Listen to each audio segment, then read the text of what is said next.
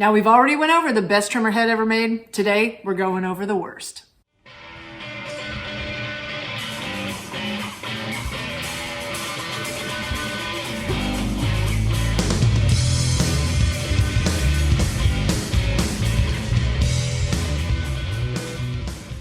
Hey y'all, thanks for tuning back into Chickanic. Hope everybody's having a great week. Last year, I brought you the best trimmer head ever made. I will leave a link right up above if you haven't seen that video yet, but hopefully you watch this one because today we're going over the worst trimmer head possibly ever made. So I'm scrolling through Facebook the other night and I'm on my Chickanic channel, so obviously it's going to show me mostly outdoor power related products. And I see this ad for this trimmer head. I'm like, there is no way that thing can be good. So I click on it, do some investigating, and I got a little interested in seeing, how good or bad it was, and I found out some stuff and I want to let y'all know about it because I do not want y'all getting into these made-for-TV scam heads that look like they're super convenient but end up being a complete disaster. So today we are going over the Sharper and Stronger Orbit Trim Pro. And I'm going to let you in on, even though it says it fits like 30 different trimmers, I'm going to let you know why it will not work on any of them. Okay, so we got it out of the box, and what it pretty much is just a universal head that you can make work fit on a lot of different units. It's got 3 blades that they say sharp on them. They're, sharp enough to cut grass, and they are connected. It must be one cutout mold because there is no seams here, and it's connected to this ring disc that goes around the outside. So essentially, yeah, you're like, oh, that's pretty cool. I don't have to change my trimmer line out because who likes to stop and change their trimmer line out? Nobody. But first off, right out of the package, I can tell you this thing is so flimsy. I'm a woman, but I'm pretty strong. I start chainsaws for a living. I can probably just twist it and bend it out of shape right now. So that's scary right off the bat. Then I go to the box and it's got a lot of warnings and stuff on it. It's got some adapters in here for depending on what kind of unit you're putting it on. But the first things it says is not for electric, battery operated, walk behind, clutchless, or brush cutter trimmers. So they've pretty much just said about half of all the trimmers in trimmer world you can't put it on. So obviously electric and battery, it's going to be too much strain on it because even though this thing doesn't look like it does have some weight to it. Not really in the blade system, but whatever this plastic polymer stuff is in the center, it's sort of heavy. So it's definitely not recommended for anything battery powered or corded trimmers. When it comes to the walk behind trimmers, those are quite large. They use a really heavy duty string and sort of need that resistance for to work correctly. So I don't know about that. I don't even know if you could fit this on there really because it's got like a ball on the end of it and stuff like that. So yeah, there's no way to put it on your walk behind trimmer. When it comes to clutchless, now to find out if you have a clutchless trimmer, you can grab the, make sure that, you've got it turned off, take the plug out, just in case it might start on you, and you can grab the head of the trimmer and turn it. If you feel a bunch of resistance, that means that it's a direct drive and it doesn't have a clutch that, engages and actually helps spin the shaft in the head. So you can't use it on any of those trimmers, and those trimmers are pretty much anything that you're going to buy from one of the big box stores that's under $100. A lot of those little curved shaft trimmers, none of them have clutches, so that's going to take out a bunch of my customers' trimmers, I know. Then it also says brush cutter trimmers, which, those are usually the big bike handled ones that are heavy duty. And there's a reason why they're saying no brush cutters. That's because this thing does not need to be run very fast, especially with a very heavy duty trimmer. But my main concern, that doesn't even, bother me that much. Yeah, it says it fits all these 30 trimmers right here, and it has these warnings of saying what it won't fit. But the biggest telltale sign for me is this little one right here. Do not exceed 8,000 RPMs.